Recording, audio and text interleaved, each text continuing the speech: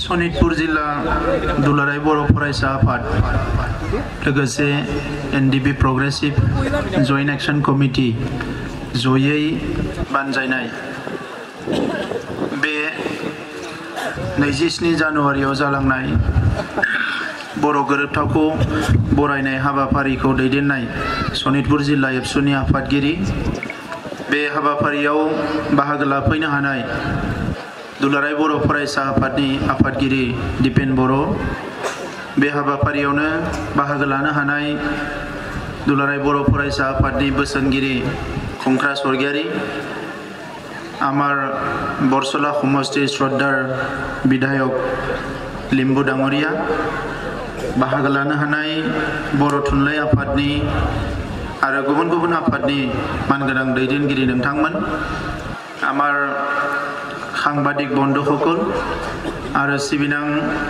सनितपुर जिल्लानि गुबुन गुबुन गामिनिफ्राय नुजाफैनो हानाय रायजो राजा नोंथांमोन दा बे समाव आङो गिबियावनो नोंथांमोन बयनोबो गोसो गोरबोनि अननाय सिबिनायखौ बावहरबाय आरो नोंथांमोनखौ मोजां सावस्रि आरो मोजां गोसोजों फिन खेबसेबाव लोगो मोनलायनो खाबु मोननायनि थाखाय आं अबंलावरनि खाथियावबो बे समाव रोजा रोजा साबायखर बावहरबाय नैबे समाव आङो सनितपुर जिल्लानि गोलाव सम सोमावसारनायाव बाहागो लानानै एबसुनि जानानै एनडिबिनि जानानै गुबुन गुबुन आफादनि जानानै जायफ्रा मुंख्लं जालांबाय बिथांमोननि सोरगोआरि जिउ सोलेरनि अराय आलो गोजोननि थाखाय आरज गाबबाय बे गोलाव सम सोमावसारनायाव जोंनि बे न'खरफ्रा मुंख्लं न'खरफ्रा जोबोद खस्थ' मोनबाय गावनि आंगो फिसा हौवाखौ गोमाजानानै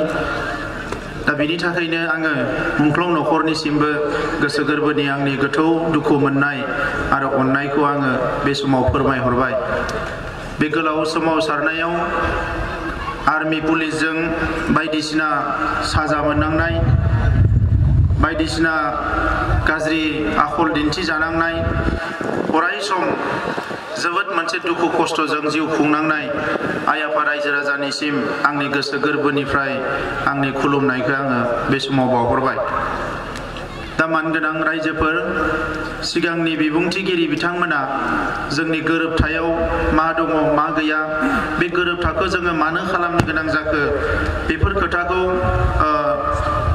नांगौ बायदियैनो बिथांमोना बुंलांबाय आंनि गोसो गोरबोजों साननाय एबा आंनि मोनदांनायखौ आङो आंनि रावजों बुंनो सानदों दा नैबे समाव आङो गिबियावनो नोंथांमोनखौ बुंनो सानो जे सनितपुर आरो बिश्वनाथ जिल्लानि रायजो राजाफ्रा बे गोरोबथाखौ लानानै जि मोनसे गोनो गोथो गोसो गोरबोआव एबा साहस मोनै मोनै मा मोनदों मा मोनाखै बेखौ रंजानोबो हायै गाबनोबो हायै जि मोनसे थासारि जानानै दङमोन दा बिनि थाखायनो आं नोंथांमोननि खाथियाव आंनि दुखु मोननायखौ फोरमायो नैबे गोरोबथायाव बे गामिखिना खेबसेयावनो हाबनांगौमोन होननाय मोनसे खोथाया सोलिबाय थादों आरो बेखौ लानानै सनितपुर जिल्लानि एबसुनि दैदेनगिरि एनडिबिनि दैदेनगिरि बे प्रोग्रेसिभआवनो थाथों एबा गुबुन आफादावनो थाथों जॉइंट एक्शन कमिटिनि दैदेनगिरि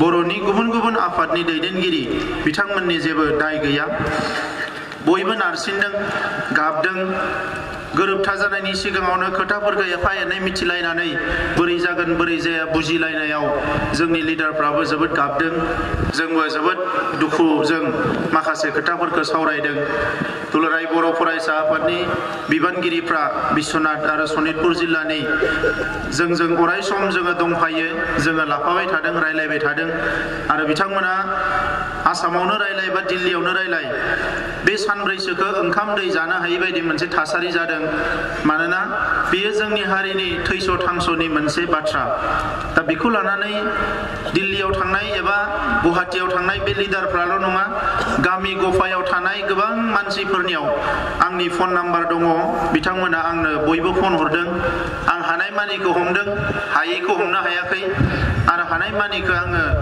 बुजायनो एबा आं साहस होनो नाजादों दा बिनि गेजेरावनो जोंहा 27 अक्ट'आव गोरोबथाया जानानै थांबाय। गोरोबथा जानायनि एसे सिगाङाव जोङो दैदेनगिरिफोरखौ दिल्लीनि अफिसारफोरजों जोङो रायलायहोदों, सनितपुर जिल्लानि बोखावजायै सनितपुर जिल्लानि, आरो बे अफिसारफ्राबो बिथांमोननि सिगाङाव जोंनि प्रेजेन्सआवनो रोखा रोखा माखासे खोथाफोरखौ बुंदों जे टेक्निकेलि मा उसुबिदा दङ आरो गैया। दा जोंनि दैदेनगिरिफ्रा गुबुन हारिनि रावजों माखासे खोथाफोरखौ बुङाबा मोजां होननानै जोङो सानदों, मानोना बे गासैबो सोनारनानै दङ जोंनि हाबा मावनायनि आदब खायदानि सायाव। सुथुरा दाबो गोख्रों, सिगांबो गोख्रोंमोन। सुथुरा दाबो जोंनि मोजांखौ लुबैया, आगोलावबो जोंनि मोजांखौ लुबैयामोन। दा बिनि गेजेराव सौसिलांनाया जोंनि खामानि। आङो सनितपुर जिल्ला हिसाबै बिटिसि गोरोबथा जानायनि सिगाङाव जेला एबसुआ जोबोद माने खामानि मावनो हायै बायदि थासारि दङमोन, जोंनि एनडिबिजों एबसुजों मोजां सम नङामोन। बै समाव आङो मिरुआव बिबान लाजेननाय समाव बिथां खुंख्रा सरगियारिया जिल्लानि दैदेनगिरिमोन आरो आङो बिथांखौ नागिर नागिर बे धिकाजुलियाव फैदोंमोन। अब्ला बिथाङाबो गिलुम गिलुम थायोमोन, लाइजाम होफैदोंमोन, मादोंमोन। बिनिफ्राय लासैनो आङो गहपुर फारसे थांनो खाबु मोनदों। दा बे बिटिसि जाखांनायनि उनाव जेला एनडिबिआ सिजफायार जायो, बै समनिफ्राय जोङो मिथिनो खाबु मोनदों बेलस्रि जाहारनि खोथा, गुबुन गुबुन हाग्रानि खोथा। आङो लेखा फरायनानै गुबुन गुबुन जायगानि खौरांफोरखौ लानानै जेला जोंनि मानसिफ्रा हादान जायो होननानै मिथिबाय, हादान जानायखौ लानानै जोंहा गोबां सल'मा दङ, बेफोरखौ जेला फरायबाय अब्ला आंनि गोसोआवबो जोबोद गोसोआ गाबखांबाय मिथिनो थाखाय जे बिथांमोना मा थासारियाव दङ। दिनै मुलुगाव जोबोद मोनसे गोजोर समाज दानायनि खोथा सावरायदों। बे गोजोर समाजा रांखान्थि, सोलोंथाइ, बुहुमाव गासैबो बिथिंनिफ्राय जौगानानै गेरेमसा हारि दानायनि खोथा सावरायदों। आरो जोंनि सल'माफ्राव हादान जानायनि माखासे दुखु खैफोद आफोदनि खोथाफ्रा फरायनो मोनदों। आरो बेखौनो लानानै आङो उन्दै समाव खोनानो मोनदों आंनि आफायाबो आं जोनोम जानायनि सिगाङाव मिमाङाव हादान जानो थांनो नागिरदोंमोन होननानै। आरो बिनि उनाव जेला आं जोनोम जाबाय, सिगां फिसा हौवा गैजायामोन, सासे फिसा हौवा मोननानै बिनि गोसोआ सोलायबाय। गगामुख स्टेशननि खाथियाव बेसेबांबा बुरजा हा आवग्रिहैदोंमोननो। उनाव जेला आंनि जोनोमा जाबाय तामुलपुराव, अब्ला आंनि आफाया हादान जानायनि गोसोखौ गारनानै तामुलपुरावनो थानो हमबाय। आरो उनाव जेला आं एसे गिदिर जायो, धेमाजिनिफ्राय आलासि फैयो, बिथांमोना बुङो जे आयं नोंनि हाया दाबो दङ धेमाजियाव, गगामुख स्टेशननि खाथियाव, नों थाङाबा हगारना होदो जोंनो, फानदो बायदिसिना बुङो। अब्ला आफाया बुङो जे नोंसोरो गोसोबायदि राननानै लादो हाखौ, आं थांफिनला होननानै।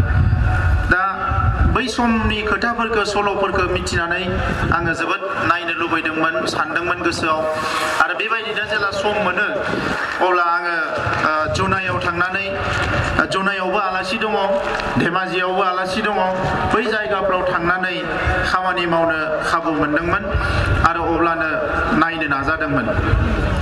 2007 मायथाइयाव जेला जोङो सोलोंथाइनि खामानि मावनो लायो, सानसेखालि सानजौफुं समाव खैलाजुलि हाइ स्कुलाव मोनसे मिटिं जादोंमोन। बे सनितपुर जिल्लानि खैलाजुलि हाइ स्कुलाव। खैलाजुलि हाइ स्कुल एक्जेक्टलि आं गोरोन्थि जायाखैबा खैलाजुलि हाइ स्कुल जागोन। बेवहाय माने औवानि न' दङ आरो न'आ मोजां नङा। Keshav Brahma school, Lakeshwar Brahma school. दा बेवहाय मिटिं खालामबाय थानायाव आङो गोबां मानसि दङमोन आंनि सिगांथिंजाय, बै गामिनि रायजो राजाफोर, फरायसाफोर। आरो दंफांबो दङ खाथियाव, दंफाङावबो सोरबा गाखोनानै दङ। आङो जेला भाषण होबाय थादों, आंनि गोसोआव बिराद आघात नांदों। माने जोङो एखमबा माबा डकुमेन्टारिफोर नायोब्ला आफ्रिकायाव बहाबा गोग्लैसोनाय हादोरफ्राव, लेटिन आमेरिकाफ्राव बै डकुमेन्टारिफोर नायोबा जेरैबायदि सावगारि नुयो आरो जायखौ मुलुगनां थाखोआव मानसिफ्रा रायलायो गोग्लैसोनाय हारि होननानै, थिग एखे पिक्सारखौनो आङो नुदोंमोन। गोबां गथ'नि मोदोमाव गस्ला गैयामोन, लांथियामोन गथ'फ्रा, उन्दै उन्दै गथ'फ्रा। गिदिरफ्रा गस्ला गानदो, रावनिबो गस्लाया मोजां नङा। आइजोफोरबो दङमोन, बिसोरनिबो ड्रेस पार्टिफ्रा बारा मोजां नङामोन। दा बे सावगारिया आंखौ जोबोद खस्थ' होदोंमोन जे बेवहाय माबा मोनसे सोलायनाय लाबोथारनांगोन, बिनि थाखाय जों माबा मोनसे मावनांगोन। बिनि साननैसो उनावनो जोंनि बाक्सा जिल्लानि सुबनकाटा होननाय मोनसे जायगा दङ, बेवहाय मोनसे मिटिं गानो लिंदोंमोन आंखौ। बे सुबनकाटायाबो भुटान हाजोनि खाथि जायो। बे मिटिं गानायाव अखा हादोंमोन, जुब जुब अखा हादों साननै सानथामनि सिगांनिफ्राय। अखाया गानानै एसे बेलासिहाङाव मिटिं जादों 1-2 बाजायाव। अखा खोबनाय सान 2 बाजिदों, बिराद बुरजा गथ'फोर दङ, मिटिं जादों, काउन्सिलिं प्रग्राम। गोबां गथ'फोरनियावनो गस्ला सुइटार गैयामोन, गस्ला सुइटार गाननो मोनाखै, गरम गस्ला गैया आरो फिसा फिसा गस्ला गाननानै फैदों। आरो उन्दै उन्दै गथ'फ्रानो गामसा गाननानै फैदों, पेन्टबो गैया, लंपेन्टबो गैया, सेन्देलबो गैया माखासे गथ'नियाव। दा बे मोननै जे सावगारि, बे सावगारिया आंनि गोसोआव अराय सम जाखांबाय थायो। आरो बे सावगारिजों आंनि न'नि जि सावगारिमोन, आंनि न'आव आंनि आफाया जौ लोंनानै अराय सम गोग्लैनानै थायोमोन, लेखा फरायनायाव मदद खालामनो हायामोन, एखमबा एखमबा नाङै बाङै खोथाफोरखौ लानानै जौ लोंना फैनानै आइखौ बुयोमोन। गोबां थासारिफ्रा आंनि मेगनाव अराय सम आंनि गोरबोआव फैबाय थादोंमोन।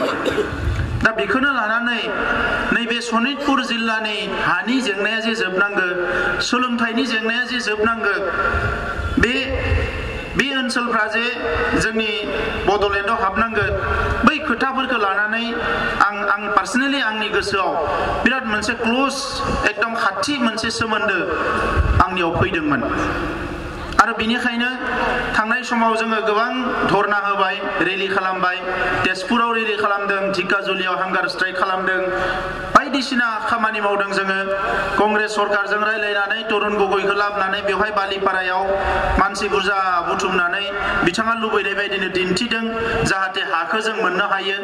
आरो बिनि उनाव इलेक्सनाव दाख्लैबावै बिजेपिजोंबो रायलायदों, कंग्रेसजोंबो रायलायदों, माने मोननैजोंबो रायलायदों जों, जाहाथे हानि जेंनाया जोबो, फरायसालिनि जेंनाया जोबो। आरो गाबोन आलादा रायजोनि खोथा फैयोब्ला बे ओनसोलनि गामिया हाबनायाव जाहाथे बै राजखान्थि लिडारफ्रा जोंखौ होबथाया।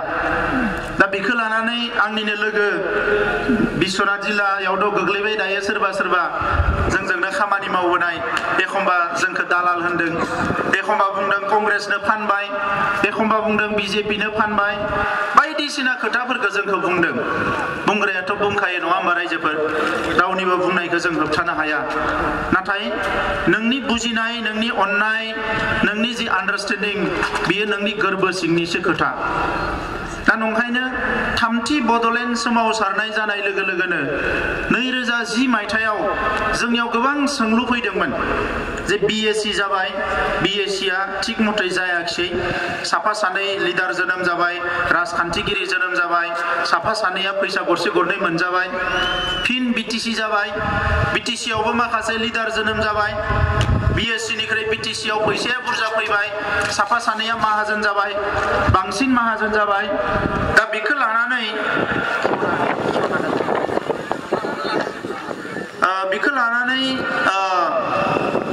जोङो सानबाय, आरो लोगोसे बिटिसि मोननायनि उनाव 2007, 8, 9, 10 बे बोसोरथामाव 150सो मानसिया गावजों गावनो बुथारलायनानै थैबाय। क'क्राझार, बाक्सा बै ओनसोलफ्राव गावजों गावनो, आर्मि पुलिसा बुथाराखै, जों गावजों गावनो। दा बेफोरखौ नायजोबनानै थामथि सोमावसारनायखौ खालामगोन ना खालामा 2010 मायथाइयाव जोंनियाव गोबां सोंलु फैबाय। मानो सोमावसारबावनो जोङो? बिएलटिआ सोमावसारखाबाय, एबसुआ सोमावसारखाबाय, एनडिबि आरो सिजफायाराव फैबाय, गासैबो दंजोबो, मानो सोमावसारबावनो? अब्ला जोङो एबसुनि माजबाद जथुम्मायाव जोङो सोमावसारनायखौ थांखि लाफिनदोंमोन। नाथाय बे थांखिया मोनसेल' नङामोन, आलादा रायजो सोरजिनाय। बे थांखिया बे सोमावसारनायनि गेजेरजोंनो सोलोंथाइनि जेंनाया जोबनांगोन, बे सोमावसारनायनि गेजेरजोंनो हानि जेंनाया जोबनांगोन, बे सोमावसारनायनि गेजेरजोंनो रावनि जेंनाया जोबनांगोन, बे सोमावसारनायनि गेजेरजोंनो बर' हारियाव गोजोन फैनांगोन, बे सोमावसारनायनि गेजेरजोंनो दुलाराय भारतनि बर' रायजो राजाफ्रा खौसे माबा नङा माबा मोनसे मोननांगोन आरो बे सोमावसारनायनि गेजेरजोंनो BSc BTC आव थालांनाय बर' मानसिफ्रा माबा नङा माबा मोनसे मोनथायखौ मोननांगोन। दा बेखौनो लानानै जोङो सोमावसारनाया फैबाय आन्थोरज'आजासे नोंथांमोनाबो गोबां खस्थ' खालामबाय। जोङो सानजानि सोमावसारनायनि गुबै जायगा होनना बुङोबा घरामारि फोथारखौनो जों लाबाय। बेसेबांबा गिलु बालु सुबुं गौमा सारा इन्डियानि लिडारफ्रा फैनानै घरामारि फोथाराव बाहागो लाफैबाय। बिनिफ्रायनो जोङो आवाज होबाय जे जोंनि सानजानि सिमाया जेरैखि जाया बारायथारनांगोन। गोदो फार्स्ट फेज मुभमेन्टआवबो जादोंमोन खोमा, जों उन्दैमोन। सेकेन्ड फेज मुभमेन्टआवबो जादोंमोन खोमा, जों उन्दैमोन। नाथाय थार्ड फेज मुभमेन्टआव जोङो जेला मावनो खाबु मोनबाय अब्ला जों नायबाय जे जोंनि सिमाया जेरैखि जाया अरनांगोन आरो बारायनांगोन। मानोना जिखिनि ओनसोलाव दा जों रायजो जानानै दङ बेवहाय चिरां आरो क'क्राझाराव एसे हाया दङ, नाथाय बाक्सा उदालगुरियाव हाया नांगौ बायदि गैला। सानजाहानिखौ जोङो सोनानै लानो हायाबा फैबाय थानाय जुग जुग रायजो जानो थाखाय इन्डास्ट्रि बानायनो, कलेज इउनिभारसिटि बानायनो, बायदिसिना खामानि मावनो जोंनि हा हुआ गैला। आरो गोदोनि सिन्थायाबो बेनोमोन भुटान हाजोनि सेरफाङाव, अरुणाचलनि हाजोनि सेरफाङाव जोंनि थाखाय मोनसे मोजां न'खर गायसननाय, बेनो जोंनि सिन्थामोन। दा बेखौनो लाना फैनानै दिनैनि समाव एसे मेलेमखौ बाहायनानै बोरैहाय मोगथां महर होनो हायो।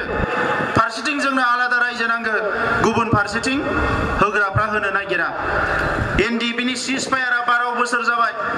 बे 12 बोसोराव गोबां आपस एन्ड डाउन जाबाय NDPनि जारिमिनाव। मोनसेल' आफादमोन सोमावसारजेननाय समाव, उनाव फैनानै NDPआ गावस्रानानै मोननै जानांबाय। आरोबाव माखासे थासारिया ओरैबायदि जाबावबाय, आरोबाव गावस्रानानै मोनथाम जाबाय। नै जोबनो समाव माखासे गाज्रि थासारि जाबावनानै मोनब्रै महर मोनबाय। दा बेखौ नुनानै जों दुलाराय बर' फरायसा आफाद हिसाबै जोंनियावबो साननांगौ जाबाय। मानोना 2005 मायथाइयाव जेला NDPआ सिजफायार खालामजेनो बै समाव जोंनि हारिनिनो माखासे दैदेनगिरिफ्रा, गोहो गोनां मानसिफ्रा NDPखौ जायगा होनो नागिरामोन। क'क्राझाराव, चिराङाव, बाक्सायाव गोबां जायगायाव NDPजों रायलायनायनिनो जोंनि एबसुनि मानसिफ्राबो गावथारजादों। सिजफायार जाखांनानैबो NDPआ गावथारजाबावदों गावजों गावनो। बेबायदि थासारि जादोंमोन आरो बेखौ नुनानै जोंनि गोसोआ गाबखांदोंमोन। दिनै सोरबाया बुंगोन बेफोरखौ मानो रायखांनांगौ? आं गाज्रि मोननानै रायखाङाखै, बे जोंनि जारिमिन। जों मानो गोरोबथायाव फैनो गोनां जाखो? बिराद गाज्रि थासारि, जों जेबो खालामनोबो हाया। ना जोङो हमथाहैनो हायो ना मा खालामनो हायो। ओरै SP DC सोरबा माने DGP, चिफ सेक्रेटारि, होम सेक्रेटारिफोरजों रायलायबाबो गुरुत्व मोना। मानोना गासैबो पलिटिकेलसो जायो। ओरै जोंनि मानसिजों ओरैजों सरकार सालायदों, बिसिनि खोथाखौल' खोनासङो। NDPआबो सिजफायार जानायनि उनाव माखासे गावथारजाबावदों। बेबायदि थासारि जालांदों जोंनि गेजेराव। नाथाय बेखौ जोङो नेवसियालासिनो बेफोरखौ गासैखौबो बिखायाव बोनना लानानै लासै लासैनो आगान सुरदों। लामा नायदों जोङो, बबे मोनसे लामाया मोजांसिन जागोन, माबायदि बर' हारिया माबा मोनसे मोननो हागोन आरो नैबे सोमावसारनायखौबो मान सन्माननि गेजेरजों फोजोबनो हागोन, बे लामाखौ जोङो नागिरदों। मानगोनां रायजोफोर, आङो दुलाराय बर' फरायसा आफादनि सासे बिबानगिरिमोन, दा आफादगिरिनिफ्राय गबाय आङो। खिन्थु जों आंनि नोजोराव आं नायदोंमोन जे हारिया जिहेतु मोनसे, बिनि सोमावसारनायाबो मोनसेयानो। जोङो सोरखौबा NDP होनना नारगारोबा, सोरखौबा एबसु होननानै नारगारोबा, सोरखौबा सोरबा होननानै नारगारोबा, सोरखौबा बाथौ ब्रह्म ख्रिस्टान होननानै नारगारोबा बे हारिया मालाबाबो जौगानो हानाय नङा। दा नंखायनो सोरबाया लुबैजायाखैमोनब्लाबो NDPजों जोबोद खाथि सोमोन्दो दादोंमोन। आदा गबिन्द बसुमतारिया जेला सिजफायाराव फैजेनो बै समाव जोङो रायदावनोनो हाया। बड'लेण्डआव रायदावनाय नुबानो जोंखौ गावथारनो नागिरो, बायदिसिना गाज्रि बुङो। जोङो थांनानै बेंगलाव रायलायखोमाहैदोंमोन, जोङो मालाबा मेघालयआव रायलायखोमाहैदोंमोन, गुबुन जायगायाव रायलायखोमाहैदोंमोन। बोरैहाय जोङो बे जेंनाखौ फोजोबनो हायो? उनाव फैयै फैयै थासारि दानो नाजादोंमोन।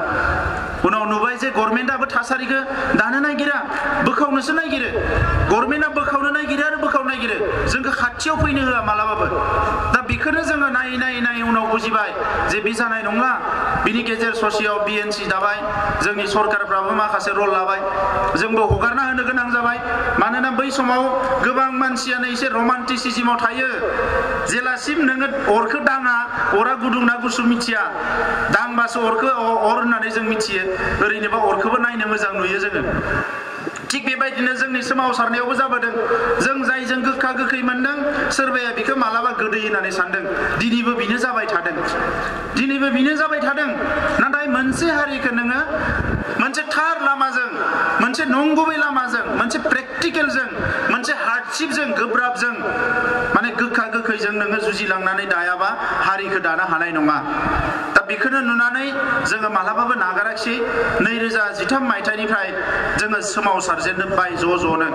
बै सोमावसारजेननायफ्राव जोंखौ गभर्नमेन्टआ, दिल्लीनि मानसिफ्रा, अफिसारफ्रा बुंबाय, बिसोर सिलाय लाग्रा, नोंसोर सिलाय लायै माबायदि ज' जानो हायो? जोङो बेखौ गभर्नमेन्टनि पलिसिखौ सिफायनो थाखाय जेरैखि जाया जों ज' फैबाय। आफादखौबो बुंबाय, नोंसोर मानो फरायसा आफादजों लोगो नांदों? नोंसोर रेलियाव थांनो मोना, नोंसोर धरनायाव थांनो मोना।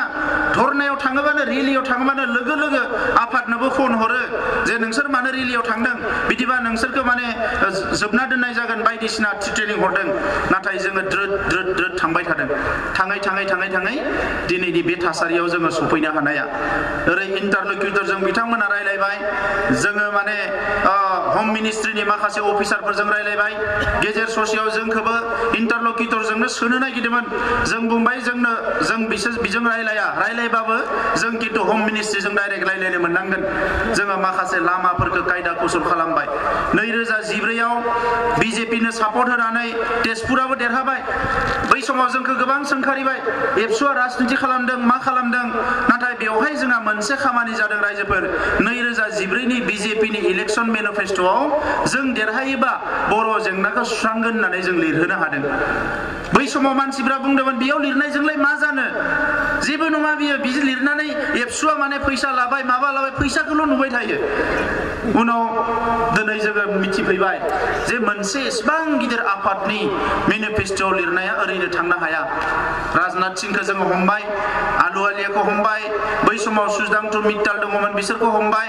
बै लिडारफोरखौ हमनानै जों नारसिनबाय थाबाय। बिसोरबो जोंनो जायगा होनो गोनां जाबाय, रायलायनो गोनां जाबाय। फैयै दिनै जोंहा गेजेर ससेयाव बिपिएफजों बिजेपिजों एसेम्बलि इलेक्सन गेलेबाय। जोंनि लामाया एसे जनाय बायदि जाबाय। बोसोरसेसो जों सिरि थाथ'नो गोनां जाबाय। मानोना बिथांमोना गोदान लोगो मोनलायनानै बिराद मोजां संसार जादों। जोङो बेवहाय डिस्टार्ब खालामनो हाया। जोंहाथ' आरो आन्दलनकारिसो जाहैबाय नालाय। नाथाय जों गाराखिसै। आरो 1,50,000 12 घन्टा माने रेल जथेनाय बायदिसिना खालामै जों मोनसे प्रेसार क्रिएट खालामबाय। अल इन्डियायाव जोंनि खौरांखौ लानानै गिदिंबाय जोङो। जेरावबो जोङो प्रेसार होबाय। जोंनि गोजाम लिंकफोरखौ जोङो बरननानै खामानि मावबाय। हर सान 24 घन्टा खामानि मावबाय। मालाबा सोरनिबा दरजाया गेङो, मालाबा गेङा, मालाबा सोरजोंबा लासिं खालामनानैबो हरजानो गोनां जायो। नाथाय जोङो जेबो खालामाखै। जोङो सिम्पोल मोनसे मेथड लानानै जों आवगायदों आरो आवगायदों। उनाव थांनानै बोसोरसे सिगांनिफ्रायनो गभर्नमेन्टआ जोंखौ बुंबाय जे नोंसोरो जुदि फैयोबा, आवगायबोयोबा नोंसोरनि जेंनाखौ सुस्रांसिगोन। अब्ला बिथांमोना जों बुंबाय जे नोंथांमोना मा होनानै सुस्रांनो जोंनो बुं। बिथांमोना बुंबाय जे जों आलादा रायजोखौ दा होथ'नो हाया। आलादा रायजोनि सोलायै माबा नांगौबा नोंथांमोना लानो हायो। जों बुंबाय जे जोंनो आलादा रायजोखौनो नांगौ, नङाबा जों मानिनो हाया। नाथाय बिथांमोना बुंबाय बेबायदिबाथ' दिनै जाथ'नाय नङा, नोंथांमोना नेनांगोन। आरो बेबायदिनो मास मोनसे सिरि थालायो। आरो मास मोनसेनि उनाव रायलायनाया जाफिनो। उनाव फैबाय जे आलादा रायजोनि अनगायै मा नांगोन नोंथांमोना बुं। जोंखौबो बुंबाय थाबाय। अब्ला जों बुंबाय जे जोंनि सानजानि सिमाया बैयाव थुहैनांगोन होननानै। अब्ला बिथांमोना बुंबाय बेखौ नायजागोन होननानै। नाथाय बेवहाय नोंथांमोननि मानसि थानाय ओनसोलसो जानांगोन, गुबुन थाबा बेखौ होनो हानाय नङा।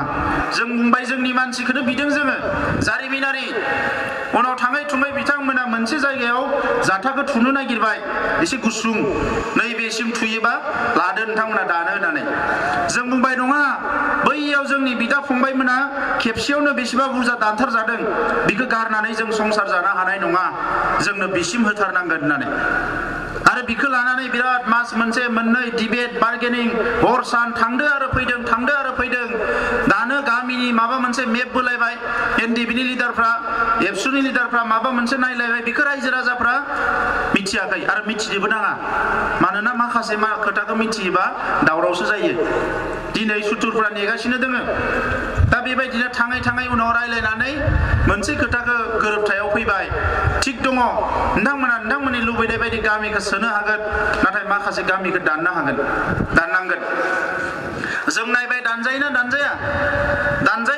बेखौ जों नायबाय नायै बिजिर नुबाय माखासेयाथ' दानजामारो नाङा फाङा जिनिर बायदि माखासेखौ जोङो दाफबना लानायसो जायनि थाखाय दिनै जोंनि सुबुं अनजिमाया खम होननानै सानफ्रोमबो रायजागासिनो दङ आरो बिनि थाखायनो आलादा रायजोखौ मोना होननानै बखिगासिनो दङ अब्ला जों आरो खाबु मोनसे लाबावबाय रिक्सि खिन्थु खामानिया थेवबो मोनसे खाबु दङ जुदि बिथांमोना बुंनायावनो बेखौनो दहाय लानानै माखासे गामिखौ जुदि दानना हरनो हायोबा जेराव जोंनि मानसि गैया अब्ला जोंनि सुबुं सानखोआ एसेबाबो बारायगोन आरो माखासे गामिखौ जोंहा सानजाहा सोनो हायोबा अब्ला जोंनि सुबुं सानखोआ आरो बारिबावगोन जायफोरखौ जों दानना हरगोन बिसोरजों हाया बारा थांफानाय नङा मानोना बिसोर गामि दाबसेयावनो रोजा थायो नाथाय जिखिनियाव सोगोन जोंहा बेयाव हाखौ बिराद बुरजा मोनगोन मानसिया खिन्थु जोंहा खम बेफोर प्रेक्टिकेल रायजोफोर दा बिखौ नायनानैसो जोङो सानबाय जे आलादा रायजोखौथ' माने बे जोंनि बिखा बिख्लोनिनोखा बिखौ रावबो बावखानाय नङा नाथाय नैबे फर्मुलाजोंनो दावखोलांनानै जेरैखि जाया जुदि जोङो नैबे खामानिखौ मावना लानो हायोबा दाननाय आरो सोनाय आरो जोंनि सुबुं सानखोखौ 60 निफ्राय 70 खालामना लानो हायोब्ला गाबोनो सोरबाया बुङोबा नोंथांमोना मानो बिखौ नायगिरदो होमबा जोंनि गाबोन आंनि फंबाया आंनि बिनानावा जाय राजा लामायाव थांगोन दिल्ली दिसपुराव थांगोन बिखा बुना बुंनो हागोन जों दायो 70 जौखोन्दो जोंनो हगारना हो बे ओनसोलखौ नैबे खामानिखौसो जोङो मावनो नाजादों आरो बेखौ नांलायनानै खमलायनानै बुलायनानै मावनो हानाय नङा रायजोफोर 2008 मायथाइयाव जाबाय दायखौ जोंनो जाबसिन नागिरबाय जेरैखि जाया दायखौ जों मालायनो हरबाय 2012 जाबाय दायखौ जोंनो जाबसिन नागिरबाय जेरैखि जाया जोंखौ हारसिं खालामनो नागिरदोंमोन मिडियाफ्रा नोंथांमोना नुदों लेखा गोरोंफ्रा सान हर जों बोरैबायदि माने स्टेन्ड लानो गोनां जादों नाथाय जोंनियाव दायखौ जाबसिननो हायाखिसै बेसेबा बुरजा केस होबाय जोङो बेखौबो जेरैखि जाया सौसिबाय नाथाय बेजों बै फर्मुलाजों बेयो जाया ओंखायनो बिथांमोना जेरै लुबैयो जोंबो बेबायदिनो मावनांगोन नाथाय हारिनि खोथाखौ बावनानै नङा दिनै नोंथांमोना साननानै नाय 1985 मायथाइयाव आसाम एकर्ड जादों 1985 मायथाइयाव 35 बोसोर जाबाय 1985 मायथाइनिफ्राय आसाम एकर्डआ दिनैसिम माखासे क्ल'जआ दाबो इमप्लिमेन्ट जायाखै बाहायजायाखै सोमावसारगासिनो दङ फरायसा आफादा बिथांमोननि दिनै गाबोन समफोर राजा लामायाव बायदिसिना नैखो बाहायजानांगो जोंनि हारिखौ दिनै बयबो सोमोनांदों जोङो बिथांमोननि बायदि नेनानै थायाखै 93 मायथाइयाव गोरोबथा जादों गोरोबथाखौ नुहुरखाबाय बेजों जाहैनाय नंला 92 मायथाइयावनो गारनानै आरो सोमावसारदों ओमफ्राय सोमावसारनानै 2003 मायथाइयाव गोरोबथा जाबाय नायबाय जे बेजों मा मोनखो मा मोनाखै जोंनि गांनाय उखैनाया सुफुंजायाखै जोङो लोगो फैनानै 2010 मायथाइनिफ्राय सोमावसारफिनबाय आरो 2020 आव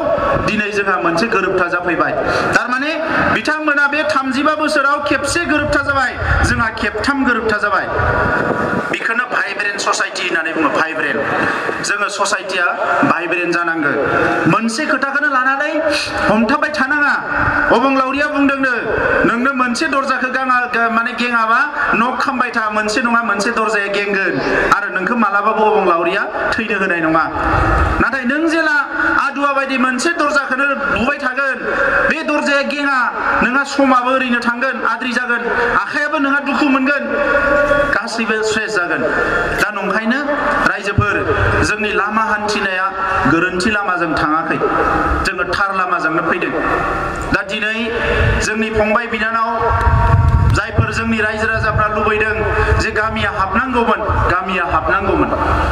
BSC नि समाव मा जादोंमोन सिगांनो गामि सोनाय आयगखौ दाग्रोदोंमोन बिनि उनाव गोरोबथा जादों BTC नि समाव मा जाबाय गामिया BSC आवनो थिक खालामनाय दंखायोमोन ओंखायनो बारा खामानि मावनो गोनां जायाखै एफा एनैल' सिमा बोनानै मा बोनानै खामानिखौ थाब मावनो हानाय जाबाय ओंखायनो आयगखौ दाग्रोबाय गोरोबथाया उनाव जाबाय ओंखायनो गामिया हाबग्रोबाय नाथाय बे गामिफ्रा हाबनो हायाखिसै बै समाव बै जोंनि लिडारफ्रा जानो हागौ सौनाय नायदोंमोन खेबसे सौबाय खेबनै सौबाय जिला गोरा मोनबाय गारनानै दोनबाय बिसोर दे सौला जों होननानै नाथाय जों गाराखिसै सौथाबबाय थाबाय जोङो गेङागोमानि दरजाखौ बिखौ सौलाय नाथाय बिथांमोना दरजाखौ खेङाबाबो खिरखिखौ खेंना होनो गोनां जाबाय खिरखिजोंबाबो जों हाबबाय जे गामिखौ सोनांगोन खिरखिजोंबाबो बेनो नैबे गोरोबथायाव लिरनाय दङ जों नागारनो मोननाय नङा जोंनि लाइमोनफ्रा जोंनि लेखा गोरों जोंनि माखासे सेंग्रा सिख्लाफोर स्कुल कलेज इउनिभारसिटियाव फरायनाय दिनै जोङो बे खामानिखौ मावफुंनांगोन आरो बिनि थाखायनो बे गोरोबथाया आरो नैबे गोरोबथायाव बयनिख्रुइ गिबिसिन खोथायानो दङ गामि सोनाय आरो दाननाय दा बेखौ लानानै BTC ओनसोलाव गुबुन हारिफ्रा गिदों गोलावफ्रा ओरैसो थानो ना ओरैसो थानो जादों ओरैबो जायगा गैया दा गोलावफ्रा माने थांखि लाबाय मालायनि गामि दानबाबो जोंनि गामिखौ दाननो मोना नांगौबा जों हाबबावगोनसो गोलावफ्रा ओरै फायरायाव जाग्राफ्राबो दाउ जाग्राफ्राबो लासैनो मा जाबाय जोंनि टाउनखौ सोनांगो खाथिनि जोंनि गामिखौ सोनांगो ओरै जोंहा जेबो मोना ओरैसो मोजांसिन बेबायदि बिराद हुलुस्थुलु जाना दङ बे बर्डार एरियायाव दा नाङै जायगाफ्रा हाबनो नागिरदो जोंथ' दाननो होननानैसो जोङो खालामबाय नाथाय दाननो बहा बिथांमोना मोनसेबो दानजानो लुबैया दायो ओरैबायदि जानानै थाबाय दा दानजाया नोंथांमोननिखौ उनाव सानगोन सोनायखौथ' जोंखौ सोनो हो नैबे लाइनाव जोङो थांनो गोनां जागोन दायो दा रायजोफोर गोरोबथा खालामनायनि सिगाङाव सोमावसारनाया गोब्राब सान्दुं अखा बायदिसिना थासारि पुलिस मिलिटारि सोमावसारखांनानै टेबोलाव गभर्नमेन्टजों रायलायनाया आरो गोब्राब नाङा फाङा नांलायनो गोनां जायो लोङा जायानो सोरबा लोंना जाना नांलायनायाथ' थिगानो दोङो लोङा जाया नांलायनो गोनां जायो नाङा फाङानो आसि थुयै गाबनो गोनां जायो टेबोलाव बिखौ गैयाबा जाला बिखौ नङाबा जाला माने बिराद आरो आंथ' आंनि आखला माने नांलायनाय नंखाया नांलाय खमलायखौ आं बिराद गियो दा आं बायदि मानसिनि थाखाय आरो गोराबाव नांलाय खमलाया नाथाय हारिनि खोथा फैनाय लोगो लोगो आंनियाव माबा मोनसे सक्ति फैयो आं नांलायनो हानाय जायो हारसिंनि थाखाय आं नांलायनो हाया नाथाय हारिनि थाखाय नांलायनाय लोगो लोगोनो आंनियाव माबा मोनसे गोहो फैयो गोरबोआव अबंलावरिया हरनाय नोंथांमोननि अननायजों मोननाय आङो बै समाव नांलायनो हानाय जायो दा बेबायदिनो जोङो नांलायबोदों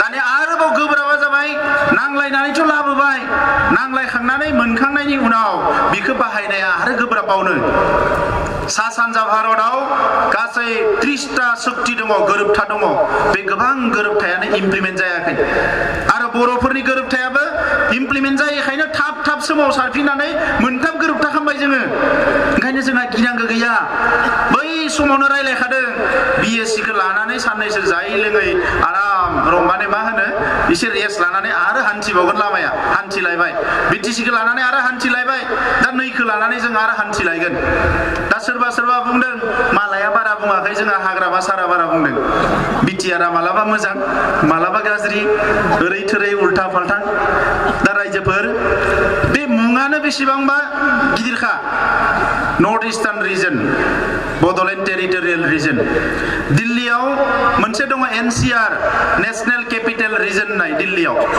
बियो रावनिबो मुं गैया नाथाय जोंनिया गावनि मुंजोंनो जाखानाय बड'लेण्ड टेरिटरियेल रिजन बे जानाय लोगो लोगोनो गोसो बायदि लासै सिमाखौ सानजा सोनाब खोला नारबाय थानो हागोन आरो बे रावनिबो सिङाव नंला बियो उदां संबिजिर हिसाबैसो दिनै जोङो सोरनिबा सिङाव दङ नाथाय उदां जानो हानायनि लामाया बेवहाय रोखा जाबाय ओंखायनो दिनै मुलुगनि गिदिर स्कलार्सफ्रा इन्डियानि जोंखौ बुंदों जे नैबेयाव खिन्थु नोंसोरो गभर्नमेन्टखौ जेयाव खोख्लैनो हाबाय होननानै आलादा रायजो होआ होननानै ओरैबायदि मोनसे मुं होनो गोनां जाबाय जाय जिनिसानोखि आलादा रायजोल' नंला बियो सा सानजाखौनो मोनसे रिजनसो होनो आरो नोंसोर हारसिंनो मोनसे रिजन मोनबाय बे माने गोरलै खोथा नङा दा जोंहा सोरबा लेखा मोजां फराया स्टाडि खालामा नालाय ओंखायनो बिखौ मा मोनखो मा मोनाखै बिखौ बुंनो नागिरा दा जियानो रायजोफोर मावना लांनो हायाबा मोजां जानाय नङा मोजाङै मावना लांनो हायोबा मोजां जागोन बियो नङा होमबा दा बिनि अनगायै जोंहा BSc BTC आव मोनै मोनसे बर' कसारी काउन्सिल जाबाय कार्बि आंलंनिया जाबाय अल इन्डियायाव बड'फा उपेन्द्रनाथ ब्रह्मनि मुङाव मोनसे फसंथान जागोन क'क्राझार आरो दिल्लीयाव जायजों जोङो बेंगलाव थानाय गुबुन गुबुन जायगायाव थानाय बर' फिसाफोरनि राव थुनलाइ हारिमुखौ रिसार्च खालामनो हानाय स्टाडि खालामनो हानाय जौगाहोनो हानाय माखासे गभर्नमेन्टखौ रिकमेन्ड खालामनो हानाय जोङो मोनसे सुबिदाखौ मोनबाय बेजोंनो रांखान्थिया थोंजोङै फैनायनि लामाया गेवबाय दिनै बिथांमोना आर्टिकल 280 बिनि गेजेरजों जेरै पन्चायतआव मिउनिसिपालिटियाव रां फैयो बे लकेल बडिफ्राव फैयामोन अट'नमास काउन्सिलफ्राव बेयो 125 एमेन्डमेन्टनि गेजेरजों जासिगोन एमेन्डमेन्टआ जागोनखाय जोंनिखौबो बेयावनो सोदों नाथाय एमेन्डमेन्टआ जायाब्लाबो थोंजोङै जोंनो होनायनि थाखाय गभर्नमेन्टआ रादाय होखानो गोनां जादों थांनाय खनसेयाव जोंनिया बयनिख्रुइ गिनाय सुथुरा मा टफि गोजाफोरखौ जों बिराद गियो फाख्राफोरखौ नङा होमबा नायगार बुयोबो नालाय जोंखौ दा जोङो बे टफि गोजाफोरखौ एसे एनै बाहायनो हानायनि गोहोखौ मोनबाय जोङो गोसोबानो होखारनो हासिगोन गोसोबानो लाबोनो हासिगोन सोरबा टफि गोजाया जोंनि सायाव दादागिरि खालामबाय नोंखौ गाबोननो खार होनबा खारनांसिगोन बियो अखानायै फै होनबा फैनांगोन डिसिखौ जों बाहायनो मोनामोन दिनै डिसिखौ बाहायनो हानायनि गोहोआ फैबाय जोंहा हा हुनि जेंना माबा जेंना बे गासैखौबो जोंनि बायदि खालामनांसिगोन डिसिया मानोना रेभिनिउआ जोंनियावनो फैखानाय साबजेक्ट बै समाव रेभिनिउ गामि सोनायनि खोथा रायलायबाय थादोंमोन रेभिनिउ खोथाखौ मेनसन खालामोबा जोंहा हादाना हाबनो हाया ओंखायनो रेभिनिउ सोदोबखौ दानहोबाय जोङो BTC सुक्तियाव वाइल्ड लाइफ गैयामोन नाथाय एबार जोङो वाइल्ड लाइफखौ सोबाय मानोना सानजाहा उमुखखौ सोनो नागिरबा वाइल्ड लाइफ उमुखखौ सोनो नागिरबा वाइल्ड लाइफ ओंखायनो वाइल्ड लाइफखौनो सोना लाबाय जोङो अफिसारफोरा सानाखिसै बै जोंनि थाखानाय वाइल्ड लाइफखौल' सानबाय बिसोरो बैयावल' जुनाद माबा माबिखौ बेंथोंसै बिसोर होननानै खिन्थु जोंहा सानजानि वाइल्ड लाइफखौसो टारगेट खालामदों जोङो बैथ' जोंनिनोखा बुथारना जायो देथारना जायो मा खालामो जोंनिनोखा बियो जोंथ' जाया जानो गारबाय नङा होमबा सोद्रोम मोनसे हारि दानांगो दा नंखायनो मेलेमनि दावहा रायजोफोर मेलेम गुसु मेलेम जोङो मेलेमजों दावहाखौ नांनांगोन गोदोनि बायदि बे लोंबा जाबा नङा होमबा थाब रागा जोंबाय थाब सुग्लायबाय बेबायदिजों जानाय नङा मेलेमनिसो दावहा ओंखायनो नैबे जि गोरोबथा जिखिनि भेन्सार स्कुल दङमोन BTR नि सिङाव बाहेराव गासैखौबो प्रभिन्सियेलाइज खालामनायनि बेवहाय मोनसे लिरनाय दङ आरो बाहेरानि हा जायफोर हाया बेल एन्ड ब्लकआव गोग्लैया बै हाफोरखौबो ट्राइबेल मानसिफोरनि मुङाव जेरैखि जाया रिजार्भेसन थानांसिगौ प्रटेक्टेड जानांसिगौ होननानै बेवहाय मोनसे क्लज लिरनाय दङ जाहाथे जोंनि हाखौ मालाया गोसो बायनो जानला मानला खालामनो हाया दा बेबायदि बिराद गिदिर मोनसे पेकेज बियो सोलोंथाइनि फसंथानखौ गहपुरसिम सोजोबदोंमोन जोङो गहपुरावबो दङमोन सिंलिमारियाव दङमोन ओरै माने भालुकपुङाव दङमोन जेरावबो दङमोन उनाव जोंहा हारसा अफिसारफ्रा नुबाय नालाय बैफोर जायगाखौ मिथिगो बुजियो जायखौ मिथिगो बिसोरो बेखौ दानबाय बिसोरो सोथ'वाखैबा दानो होनाङा होननानै जायगानि नामखौ दानबाय सिंलिमारिया थालांबाय बुजियाखिसै बिसोरो सिंलिमारिया बर' गामि होननानै सानबाय नालाय सिंनिसो ना सानैसो सिंलिमारिया थालांबाय राजा लामाखौबो बुजिस्लाबाखैसो जानो हानाय जारिमिनाव बान राजा होनबाय थायो दा बान राजा दाख्लै जोंखौ जंखायदों हाग्रामा महिलारिया मा लामा बिनाय सुक्ति बिलाइ होननानै गोदो BTC आवबो दङमोन बे लामाया जाबाय जोंनि सिमासो लामाखौ लामा होनना बियाखै जोङो बे लामाखौ जे बिदों जोङो बबेसिम होदों जोङो बे माजबादनिफ्राय हलंगिसिम बे जोङो बे लामाजों सिमासो थुहरदों जोङो सोरनिबा थाखाय लामा जागोन जोंनि थाखाय बे सिमासो दा नंखायनो रायजोफोर गासैखौबो लानानै नोंथांमोननि थै गोलोमदै खस्थ' मोननाया ओरैनो थाङाखै बियो मोनसे फिथाइ थायबाय दा बिनि थाखाय नोंथांमोना रंजानायनि मोन्थाय दङ दा इयुनाव जों खामानिखौ बोरै मावगोन दायो कमिसनखौ दागोन दानानै कमिसना बेरायगोन हारसाफ्रा बुंगोन जों हाबा बर'फ्रा बुंगोन जों हाबगोन ट्राइबेलफ्रा बुंगोन जों हाबगोन दा बे खाथियाव जों थानाय जायफोर ट्राइबेल मानसिफोर बिसोरजों सिगां नङामोनब्लाबो दायो जाफा लोंफाखौ एसे बारायनांसिगोन मानोना गाबोन समफोर कमिसना फैयोबा बिसोरबो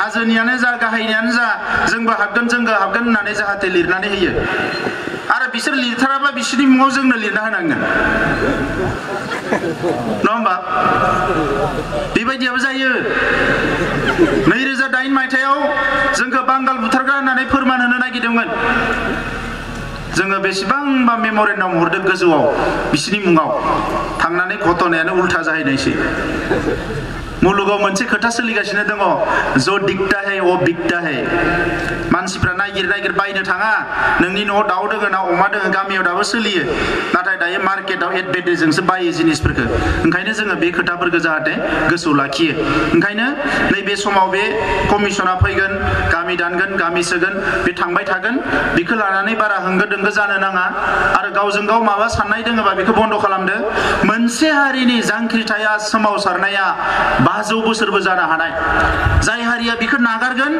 बे उदांस्रिखौनो जानो हानाय नङा स्पेन नाय हादोरा 500-600 बोसोर सोमावसारदों इजराइलनि सोमावसारनाया दाबो जोबाखै इन्डियायावनो गोबां मानसिफोर दङ बिसोरनि सोमावसारनाया दाबो जोबाखै जोंनियालाय बोरै जोबनो पलिटिकेल डिमान्डनि सोमावसारनाया जोबोबा इडुकेसननि रिभलिउसन जागोन इकनमिक रिभलिउसन जागोन समाज दानायनि जांख्रिथाय जागोन जौगानायनि जांख्रिथाय जागोन बे गासैबो जांख्रिथाया थांबाय थागोन मोनसे मोनसे लामायाव आरो नोंथांमोना मोनसे खोथाखौ गोसोआव लाखि जाय हारिया जांख्रिखांनो रोंगो सोमावसारनो रोंगो बे हारियासो मुलुगाव थांना थानायनि थाखाय सानफ्रोमबो जग्य जायो जाय सोमावसारनो हाया बे अजग्य जायो ओंखायनो सोमावसारनायखौ जोंनि गोरबोआव रिभलिउसनखौ जोंनि गोरबोआव सोनानै ला रिभलिउसन माने अर नङा बियो रिभलिउसना बियो मा थांना थानायनि मोनसे हाबा मावनायसो दा बेखौ जाहाथे नोंथांमोना गोसोआव लाखियो आङो खावलायगोन दुलाराय बर' फरायसा आफादनि जोंनि जिल्ला दखराफोर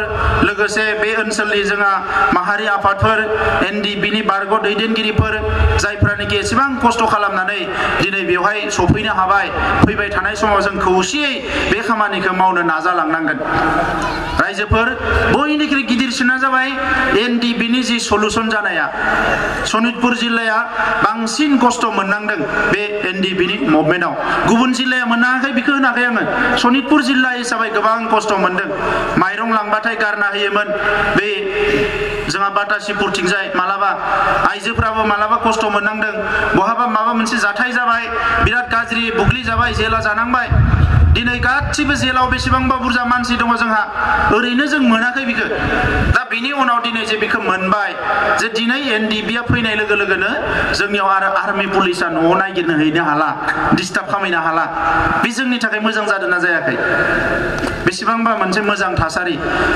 हरनि 12 बाजियाव नोङो मटर साइकेल सालायना थांबाबो नोंखौ सोंनो हानाय नंला नों सोर होननानै नोङो मबाइलाव फन रायलायनो हायामोन ओरै ओरै थाबायनो हायामोन बेरायनो हायामोन जायनि थाखाय दिनै आं एनडिबिखौ साबायखर बावगोन गासिबो हान्जाखौ सोरबाया म्यानमाराव दङमोन सोरबाया भुटान हाग्रायाव दङमोन सोरबा जेलाव दङमोन दिनै बोरै जोङो मोनसे फर्मुला आं बुंनो सानाखिसै बानायनानै जोङो मोनसे सागानखौ होनानै जोंनि जेंनाखौ फोजोबबाय नाथाय एखे सिलाय लाग्राफ्रा बिथांमोना खिन्थु फोजोबनो हायाखै हानायबो नङा बिथांमोना मानोना बिथांमोननि आखलफ्रा एखमबा एखमबा इंलिसाव सेल्फिश होननानै बुङो नङा होमबा बेबायदि मानसिफ्रा जेंना सुस्रांनो हाया नागाफोरनिखौ नोंथांमोना नुबाय 20 बोसोरनि बारा जाबाय सिजफायारा आफादफोरनि गेजेराव खौसे जालायो आरो बोसोरसे उनाव गावो आरो खौसे जायो आरो गावो आरो खौसे जायो आरो गावो गायसननाय आफादगिरिया थैबाय आरो माखासे लिडारफ्रा थैबाय थैयै थैयै थांगासिनो दङ जेंना सुस्रांनायनि लामायावनो फैयाखै सोरबा सोरबा बुंनो नागिरो बिसोरनो आसोल दावहा नांग्रा नाथाय दावहा नांनो थांनानै नोंनि सोलोंथाया जे धंस जाबाय रांखान्थि समाजखान्थि जेबो गैला आरो आथिखाल मुलुगाव थांना थानो थाखाय गुजरातआव हाजिरा मावनानै बेंगलराव हाजिरा मावनानै सानबेसे नोङो गथ'खौ न'खरखौ नोङो फोसाबनो दिनै बिनिफ्राय उदां जानांगौबा सोमावसारनायखौ फिनिशिंआव लाबोनांगोन अब्लासो जोंनि न'खर संसारा साबस्राखांगोन ओंखायनो रायजोफोर दिनै एकर्ड जाबाय होननानै रंजा बाजानि समल' नङा बियो रंजा बाजाखौथ' जोंनो नांखाथारगोन हारियाव रंजानो रोंनांगोन जोङो गोसोखौ खुसि खालामनो रोंनांगोन गोजोनखौ लानो रोंनांगोन अब्लासो जोंनि गेजेराव जों जौगानो हागोन नाथाय बेजों लोगोसे बै समाव जे नोङो गियै गियै बायदिसिना थासारियाव खामानि मावनो मोनाखै दिनै मोजां थासारि मोननाय लोगो लोगोनो बिराद मोजां जों खामानि मावनांसिगोन बे खाबुखौ जाहाथे नोंथांमोना लायो गुबुन मोनसेया जाबाय फरेस्ट डुवेलार्स एक्ट जानानैबो 2006 बे खामानिया जायैनि थाखाय नैबे गोरोबथायाव जों आरोबाव मोनसे क्लज सोबावबाय जाहाथे बै जादा जा जोंनि गोरोबथानि मोनसे क्लजखौ लानानैनो हा हुनि खामानिया जाजोबो बिनि थाखाय मोनसे जों आरो क्लज दाबावबाय नैबे एकर्डआव मा दङ सिगांनि बिटिसि एकर्डआव रिभिउ खालामग्राया मोनसेल' कमिटिमोन नाथाय नैबेयाव मोनथाम कमिटि जाबाय माबा मोनसे खामानि जायाबा मन्त्रि लेभेलावबो कमिटि दङ दिल्लीनि मानसिखौ लानानैबो कमिटि दङ मोननै मोनथाम कमिटि दङ बे खामानिखौ थाबैनो मावनो थाखाय आरोबाव मोनसे मोजां बाथ्राया जाहैबाय मा बे एकर्डनि उनाव प्राइम मिनिस्टारा फैना दाख्लै गावनो बुंना थांबाय बियो माने बिराद मोजां एकर्ड जादों पार्लियामेन्टनियाव जेला सेसन जायो 3 घन्टा लेक्सार होदों जोंनि गोरोबथाखौ लानानै प्राइम मिनिस्टारा राष्ट्रपतिनि भाषणाव ओंखारबाय आसामनि चिफ मिनिस्टार आरो हिमन्त बिश्व शर्मानिबो सागान दङ बेवहाय रावबो खारनो हाया बेवहाय रायजोफोर गासैखौबो स्ट्रेटेजिक बोनजोबनाय जादों ओंखायनो बे मोनसे नेशनेल कमिटमेन्ट बे रावबो खारनो हाया रायलायनायाव जों बिराद गुरै रायलायदों नाथाय खामानिखौ नाथाय गुरै मावाखै जोङो बयखौबो बोनजोबदों जोङो ओंखायनो बे एकर्डखौ जे इमप्लिमेन्ट खालामनांगोन बे रोखा दा बेनिखायनो रायजोफोर आं बेखिनि खोथाखौनो बुंबाय